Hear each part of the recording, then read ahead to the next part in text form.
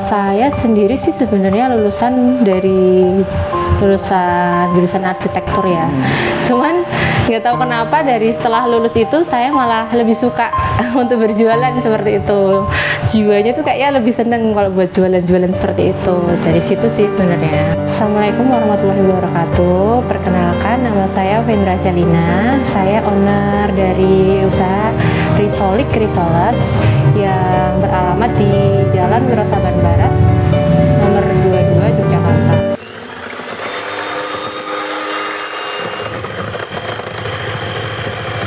Mbak, ini lagi proses apa nih, Mbak?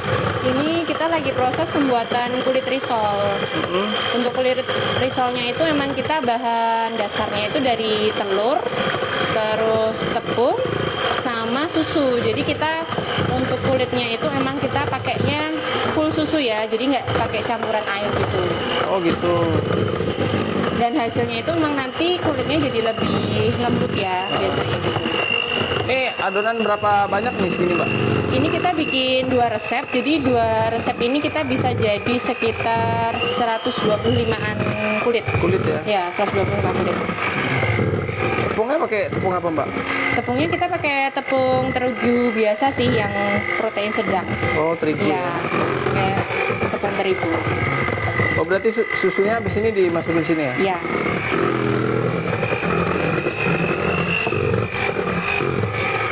Ini kalau kisaran kilonya berapa kilo, Mbak? Kalau tepungnya emang kita nggak pakai banyak ya, jadi cuma kalau untuk 2 resep ini kita pakainya sekitar 2 kilo aja. 2 kilo aja ya? Ini usahanya udah berapa lama, Mbak? Sebenarnya kalau usahanya ini mulai bikin risolnya udah lama sih Mas, sebenarnya mulai dari saya tahun 2011, dari saya awal-awal kuliah sebenarnya. Cuman dari situ kan masih hanya untuk pesanan-pesanan aja, kita buat sesuai pesanan yang datang gitu. Oke. Sebenarnya itu semua tuh dari ibu saya. Awalnya ibu saya kan, pertama ibu saya tuh dulu usahanya snack box gitu, jadi bikin snack gitu-gitu. Nah dari situ kan kita emang juga suka kuliner nih Mas, kuliner, suka nyobain makanan-makanan, jajanan-jajanan gitu kan. Nah waktu itu saya nggak sengaja jalan-jalan ke Bandung. Di sana itu ada toko risoles, jadi toko risoles gitu. Nah di sana tuh benar-benar kayak risolesnya tuh yang beraneka macam kayak gitu. Sedangkan waktu tahun segitu tuh di Jogja itu kayak masih jarang banget ada jual risol itu. Makanya di sana tuh kayak tertarik banget.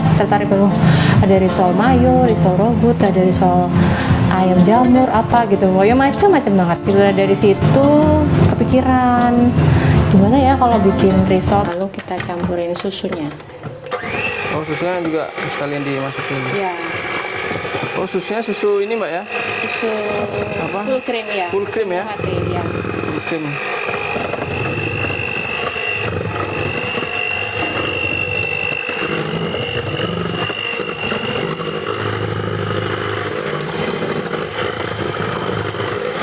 Ini belajar dari mana nih, Mbak, bikin kulit?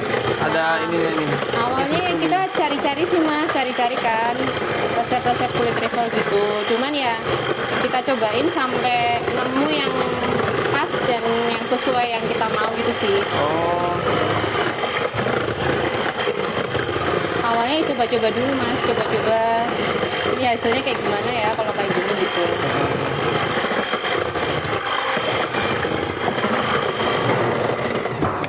oh jadinya adonannya ini, Mbak ya? Agak encer. Iya, kita lebih encer Lebih gitu. ke encer ya? Dan tepungnya kita cuma pakai satu aja, pakai tepung terigu. Terus ini buat menteganya. Margarin ya, Mbak? Margarin ya. Udah di ini? Udah dicairin ya? Iya, dicairin. Dicairin. Kalau nggak cair kenapa ini, Mbak? Kalau nggak cair nanti dia apa ya? Kayak gumpal-gumpal itu loh. Gumpal-gumpal kan di adonannya. Oh, Gitu. Nah, sebenarnya kalau risolnya kan awalnya sebenarnya mama saya ya, ibu saya gitu. Kalau saya sebenarnya awalnya cuma lihat aja, oh apa sih, oh bikin kulit tuh kayak gitu. Nah, cuman lama-lama itu ide muncul waktu itu kan banyak yang isian risol mayo ya, risol mayo. Terus akhirnya kita coba sendiri, coba yuk kita bikin risol mayo juga. Dulu awalnya malah risol mayonya itu kita versinya itu dimasak, jadi kita masak gitu, ada pakai adonan, pakai ayam, pakai tepung, terus pakai susu juga. Waktu itu seperti itu, ada smoke beefnya juga. Terus lama-lama kita coba lagi cari lagi, terus kok ternyata konsumen tuh lebih suka yang risol mayonya risol mayo biasa ya. Nah dari situ akhirnya kita coba lagi bikin racikan untuk risol mayo yang sekarang ini seperti itu.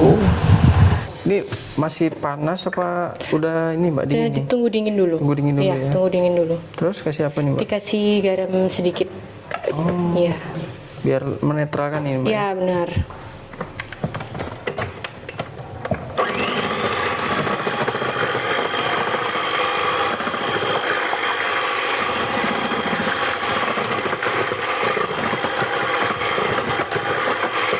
Kulitnya ini nggak berasa tepung aja mbak ya? Iya, iya. Rasanya ada Ada rasa susunya ya. Susunya juga jadi banyak dia gurih, ya? lebih gurih gitu rasanya. lebih ke gurih ya mbak ya? Terus kalau misalnya dalam kondisi dingin pun si kulitnya itu tetap rasanya lembut gitu, nggak yang terus keras gitu. Oke. Untuk resep kulit kita sampai sekarang pakainya itu terus, nggak dirubah-rubah sampai sekarang. Sekarang paten Iya. nih berarti mbak. Awalnya juga nggak yakin sih mas, karena waktu itu kan ini kan ibu saya ya waktu itu awalnya, terus sekarang akhirnya saya yang melanjutkan gitu kan. Awalnya juga kayak kira-kira pada seneng nggak sih sama risol kayak gini tuh, apalagi kan memang di sini emang kita pakainya emang bahan-bahannya yang premium ya, jadi dari premium itu kan juga harga per risolnya pun juga lumayan tinggi gitu, nggak seperti di pasar-pasaran lainnya gitu harganya. Jadi dari situ awalnya juga saya juga agak pesimis gitu, kira-kira dengan risol harga segini gimana ya. Kadang tuh banyak juga yang kayak bilang, cuma risol kok harganya segitu sih, kayak gitu. Kadang banyak juga seperti itu kan, cuman ya lama-lama karena kita ya lama-lama mengenalkan terus produk kita, dan alhamdulillah ya ternyata banyak peminatnya dan seneng gitu ya dengan risol kita. Ya dari situ mulai yakin dan mulai mulai ditekunin usaha risol ini seperti itu. Oke. Ini proses pembuatan apa? Kulitnya. Kulitnya nih mbak ya. Kulitnya emang kita bikinnya satu-satu gitu. Ini pakai teflon yang anti Pakai lengket. teflon ya. Berarti yang proses awalnya harus diolesin mentega dulu mbak ya? Iya, teflonnya? itu biar nggak lengket di teflonnya. Jadi satu kulit ini 1 sendok berarti mbak ya? Iya, 1 sendok. 1 sendok. Biasa berapa jam mbak bikin kulit sebanyak ini mbak? 1 jam ya biasanya ya. 1 jam ada Sejaman? sih. Oh cepet berarti ya? Cepet ya.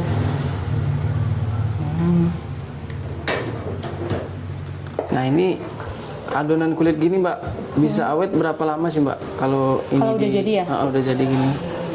Kalau udah jadi itu sebenarnya kan kalau kita sebenarnya prosesnya kulit langsung diisi ya. Tapi kalau misalnya pun ada sisa kulit yang belum diisi dengan isian risol, biasanya sih 2 hari sih maksimal. Oh 2 hari ya? Iya maksimal. Kalau Karena ditaruh- biasanya kalau ditaruh kulkas kan dia juga jadi agak kaku ya kalau dalam kulkas.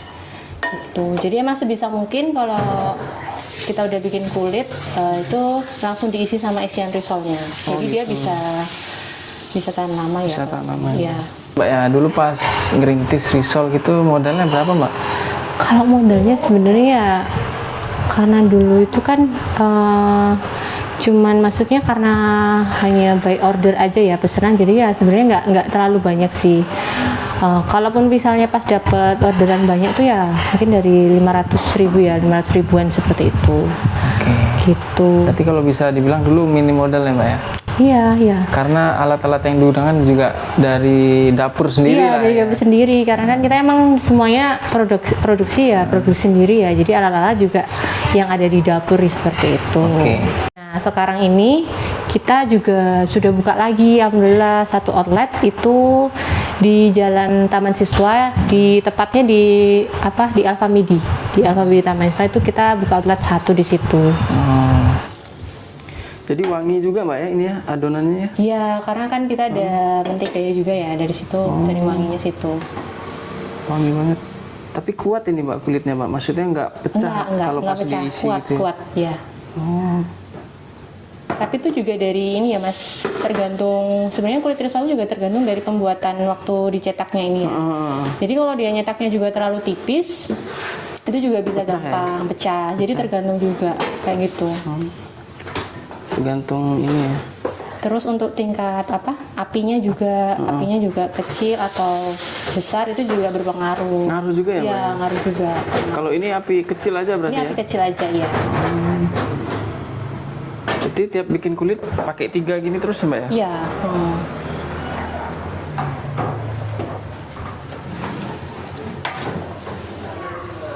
Mbak ini kalau boleh tahu lebih banyak telurnya apa tepungnya nih mbak? Nah, kalau kita ini memang kita lebih banyak telurnya. Nah, itu telurnya itu yang bikin kulitnya itu lebih lembut gitu Oh, biasanya. gitu. Iya. Cuma yang memang itu jatuhnya memang risol kita agak lebih mahal ya kalau dibandingkan risol-risol yang lain gitu. Karena telurnya lebih banyak ya Iya, mbak ya? cuman ya emang ciri khas dari risol kita seperti itu gitu. Oke. Jadi nggak cuma tepung aja yang dimakan mbak ya? Iya. Dan untuk airnya kan kita nggak pakai air ya, tapi pakai susu. Jadi full susu gitu memang. Oh. Mungkin mbak masih ingat dulu pas ngerintis itu awalnya laku bikin berapa banyak mbak? Awal-awal itu berapa ya mas? Kayaknya lakunya baru sedikit ya waktu itu. Paling jadi waktu itu sebenarnya perjalanannya panjang ya. Kalau misalnya orderan sih order by order gitu ya alhamdulillah ya, misalnya dari 20, 30 sampai ke 100 gitu udah ada. Cuman kan kalau kita buka yang setiap hari, setiap waktu kita buka itu dan buka di outlet itu, nah itu kan yang susah ya setiap harinya gitu. Nah itu kadang dulu pernah banget saya pernah buka juga di pinggiran gitu kayak gerobak gitu, itu sehari itu paling cuman 15, 20 itu paling banyak 20 kayak gitu. Dulu pernah juga di fase-fase seperti itu. Sampai sekarang mungkin paling banyak produksi bisa berapa banyak mbak? Sekarang ya alhamdulillah produksi tuh sekarang bisa sehari tuh 250 mas, 250 risol seperti itu. Apalagi kalau di bulan-bulan tertentu ya seperti bulan Ramadan tuh bisa 2 kali lipat sampai 3 kali lipat kita produksinya seperti itu. Alhamdulillah. Alhamdulillah ya. Iya, alhamdulillah. Kalau yang ini proses apa ini mbak? Ini proses pembuatan yang varian isi risoles mayo smoked beef. Smoked beef ya? Iya, Risol mayo smoked smoked beef. Oke. Jadi pertama-tama apa dulu nih mbak? Ini mbak? Ini smoked beefnya, terus dikasih mayonesnya. Jadi mayonesnya udah racikan juga. Terus pakai telur. Telur ya? Ya, pakai telur. Telur. Oke. Jadi satu porsi yang ini yang best seller nih mbak ya? Iya, yang best sellernya yang risoles mayo smoked beef.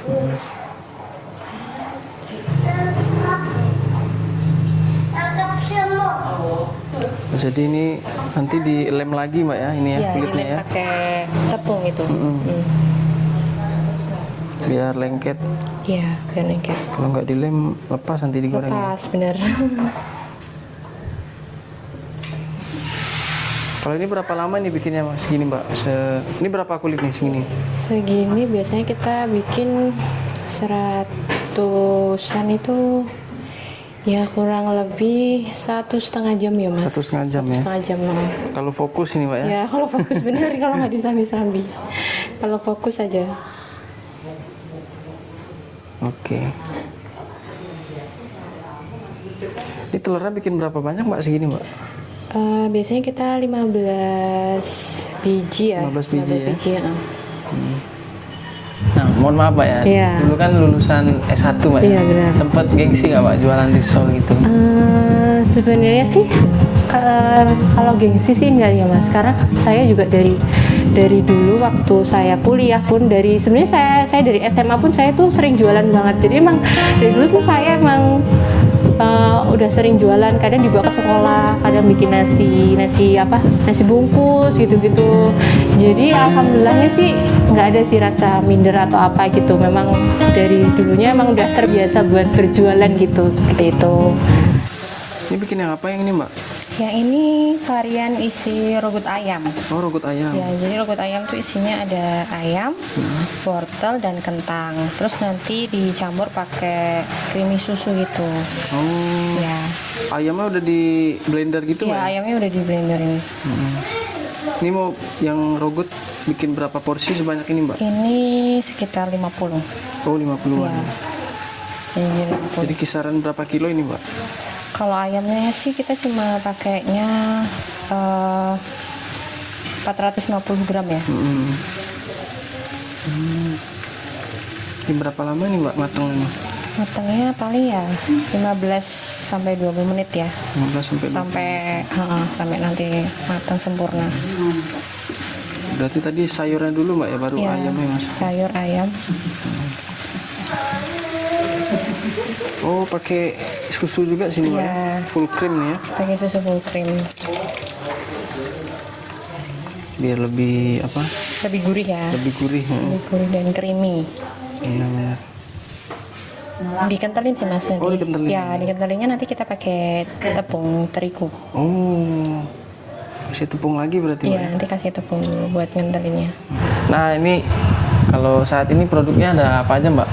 Nah, kalau untuk sekarang, alhamdulillah kita ada risolnya ada 6 varian. Itu ada risol mayo smoked beef, itu yang best sellernya. Lalu ada risol mozzarella, ada risol rogut ayam, ada risol bolognese ayam, terus ada risol cheesy mayo, terus yang terakhir yang keenam ada risol coklat. Harganya mulai dari berapa, Mbak? Kalau harganya kita mulai dari 5.000 sampai 6.500 satuannya. Kasih apa ini, Mbak? Ini dicampur pakai keju sama daun bawang ya.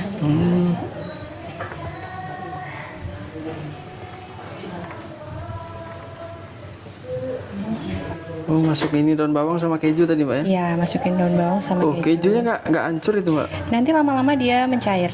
Oh, cair ya? Kan kalau kena panas ya nanti dia. Berarti Leleh gitu. kejunya yang lumer apa yang kerap itu? Sebenarnya yang craft, Oh, yang tapi craft. kan Tetap dia leleh juga, ya? tetap leleh nanti. Kalau- Tetap kecampur ya, jadi nggak kerasa juga. Oh, gitu. Iya. Siapa ini, Mbak? Kasih garam. Oh, Tadi udah dimasukkan tepungnya. Oh, udah masuk tepung nih, Mbak, ya? Iya. Nah, lama kan dia mengental. Oh, jadi kental banget tadi. Jadi kental. Iya. Jadi tambah banyak juga, Mbak, ya? Iya. Dan kalau di sini emang rasanya tuh lebih ke asin ya, bukan Asinnya ke ya. manis ya.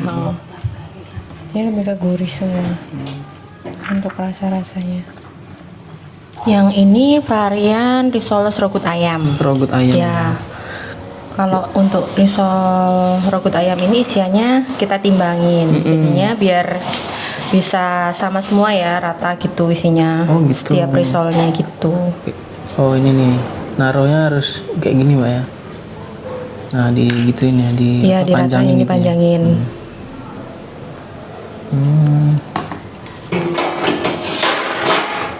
Oh, jadi nimbangnya 50 gram ini, Mbak, ya? Iya, 50 gram. 50 gram. Untuk yang rogut itu juga gulungnya kita agak dibedain sedikit ya, jadi agak lebih panjang gitu modelnya. Oh, gitu. Agak lebih panjang. Lebih panjang berarti. Iya. Ya? Kalau boleh tahu ya, biasa modal hariannya berapa, Mbak, kalau produksi bisa 200 lebih gitu? Kalau 200 lebih ya, modalnya sekarang udah lebih dari 500.000 sih Mas. Karena dari telur kan, karena kita kan bahan utamanya telur, terigu sama apa namanya susu ya, apalagi susu. Proses panir nih, Mbak, ya? Ya, proses panir. Nah, untuk ini dicelupin ke adonan telur sama tepung dulu biar lengket di sini. Ini adonan dari air, tepung sama telur. Ya, Buat nempelin ini, buat Mbak, nempelin. panirnya. Buat nempelin panirnya. Oh, ini pakai tepung roti, Mbak, ya? Iya, pakai tepung roti kita. Udah di blender juga? Iya, di blender biar agak lebih kecil-kecil ya, nggak terlalu besar-besar. Ya lebih halus ya, Mbak? Iya, lebih halus. Oh, jadi gitu aja ya?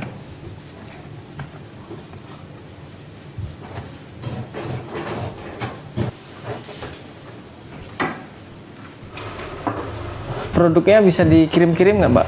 Nah, untuk produknya kita juga bisa yang frozen itu bisa kirim ke luar kota, bisa biasanya yang pakai paksel gitu.